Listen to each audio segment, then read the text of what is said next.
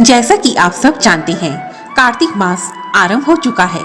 पुराणों में कार्तिक मास को स्नान, व्रत और तप की दृष्टि से मोक्ष और कल्याण प्रदान करने वाला मास बताया गया है। शास्त्रों के अनुसार जो मनुष्य इस कार्तिक मास में स्नान, दान तथा व्रत करता है तो उसके सभी पापों का नाश हो जाता है। तो आज की इस वीडियो में हम जानेंगे कार्तिक मास की महिमा तथा कार्तिक मास के 7 ऐसे आवश्यक नियम जिन्हें करने से आपके घर में सुख, शांति और समृद्धि का वास होगा। तो सबसे पहले हम जानते हैं कार्तिक मास की महिमा। हिंदू पंचांग के अनुसार वर्ष के 12 मासों में से चातुर्मास अर्थात श्रावण, भाद्रपद, आश्विन और कार्तिक धार्मिक और आध्यात्मिक दृष्टि से बहुत विशेष माने गए हैं। इसी कारण चातुर्मास के इन 4 मासों में संसारिक मंगल कार्यों को रोककर मनुष्य जीवन को धार्मिक कार्यों में लगाया जाता है। परंतु चातुर्मास के इन 4 मासों में कार्तिक मास सबसे अधिक पुण्यदायी मास माना गया है। हिंदू पंचांग के अनुसार कार्तिक मास वर्ष का 8वां मास होता है, जो कि शरद पूर्णिमा से आरंभ होता है और कार्तिक पूर्णिमा पर समाप्त हो जाता है। कार्तिक मास में विशेष रूप से भगवान विष्णु और माता तुलसी की विधिवत पूजा की जाती है। पुराणों के अनुसार कार्तिक मास भगवान विष्णु को अत्यधिक प्रिय है तथा भगवान विष्णु स्वयं कहते हैं, वनस्पतियों में तुलसी, तिथियों में एकादशी और 12 मासों में से कार्तिक मास मुझे अत्यधिक प्रिय है। इसी कारण कार्तिक मास को विष्णु मास के नाम से भी जाना जाता है। कार्तिक मास में धार्मिक और आध्यात्मिक ऊर्जा अपनी चरम सीमा पर होती है।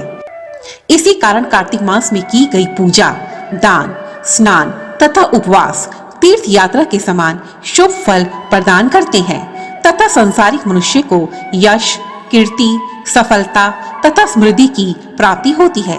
पुराणों में यह वर्णित है कि भगवान नारायण ने ब्रह्मा जी ने नारद जी को और श्री नारायण ने महाराज पृथु को कार्तिक मास के सर्वगुण संपन्न महात्म्य के विषय में बताते हुए यह कहा था।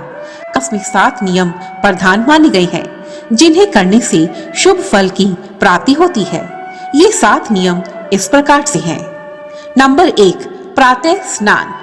कार्तिक मास में ब्रह्म मुहूर्त अर्थात सुबह 4:25 से 5:12 बजे तक का समय ब्रह्म मुहूर्त कहलाता है।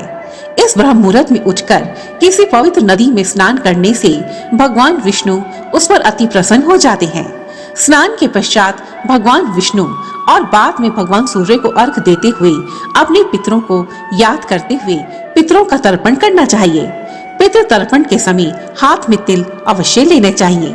ऐसी मान्यता है कि तर्पण के समय जितने तिल हाथ में लिए जाते हैं उतने ही वर्षों तक उसके पितृ स्वर्ग लोक में निवास करते हैं। स्नान के पश्चात स्वच्छ वस्त्र धारण करें और कार्तिक मास की कथा का श्रवण करें। कार्तिक मास में प्रातः स्नान और हरि कथा के श्रवण से मनुष्य को भगवान विष्णु की असीम कृपा प्राप्त होती है। यदि आप कार्तिक स्नान के लिए किसी पवित्र नदी पर नहीं जा सकते तो घर में ही अपने स्नान के जल में थोड़ा गंगा जल मिला लें और स्नान करें। कार्तिक मास में प्रातः स्नान का क्या महत्व है, इस विषय पर मैंने एक वीडियो बनाई है जिसका लिंक आपको इस वीडियो की डिस्क्रिप्शन में मिल जाएगा। नंबर 2 है तुलसी पूजन। कार्तिक मास में तुलसी पूजा विशेष फल प्रदान करती है। ऐसी मान्यता है कि तुलसी माता भगवान विष्णु को अत्यंत प्रिय है। अतः तुलसी पूजा से भगवान विष्णु अति प्रसन्न होते हैं और घर में सुख समृद्धि प्रदान करते हैं। प्रतिदिन तुलसी के पौधे को आप जल दें और उस पर आप दिया जलाएं। कार्तिक मास में तुलसी के पौधे का दान करना भी अति शुभ माना जाता है, जिसका कई गुना फल प्राप्त होता है और पितृदोष से भी शांति मिलती है। तुलसी पूजन कैसे करना चाहिए, इस वीडियो का लिंक भी आपको डिस्क्रिप्शन में मिल जाएगा।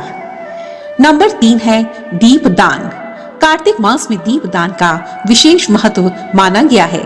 इस पूरे मास में पवित्र नदियों, तीर्थ स्थानों, मंदिरों, वृक्षों के नीचे, घर के आंगन में दीप दान किया जाता है। इस मास में किसी मंदिर में जाकर यदि रात्रि जागरण किया जाए और दीप दान किया जाए तो उसका कई गुना फल प्राप्त होता है। परंतु यदि किसी कारणवश आप मंदिर नहीं जा सकते तो पीपल, वट वृक्ष या तुलसी माता के पास दीप जलाकर श्री हरि की कथा का श्रवण करना चाहिए। पितरों के लिए आकाश दीप दान करने की अत्यधिक महिमा है। जो लोग कार्तिक मास में पितरों के निमित्त आकाश दीप दान करते हैं, उन्हें कभी भी यम यातना सहन नहीं करनी पड़ती। उनके पितृ यदि नरक में भी पड़े हुए हों तो उन्हें उत्तम गति की प्राप्ति होती है। नंबर 4 है दान। कार्तिक मास में दान करना बहुत ही पुण्यदायी माना गया है। स्कंद पुराण के अनुसार सभी दानों में श्रेष्ठ कन्यादान माना जाता है। कन्यादान से भी बड़ा विद्यादान होता है और विद्यादान से भी बड़ा गौदान होता है और इससे भी बड़ा अन्नदान माना गया है। आप अपनी सामर्थ्य अनुसार धन, वस्त्र, कंबल, रजाई, अन्न, जूता इत्यादि किसी भी वस्तु का दान कर सकते हैं। कार्तिक मास में केला, तुलसी और आंवले के पौधे का भी दान किया जाता है, जिससे कि महापुण्य की प्राप्ति होती है। नंबर 5 है भूमि शयन। कार्तिक मास में जमीन पर सोने का विशेष महत्व माना गया है।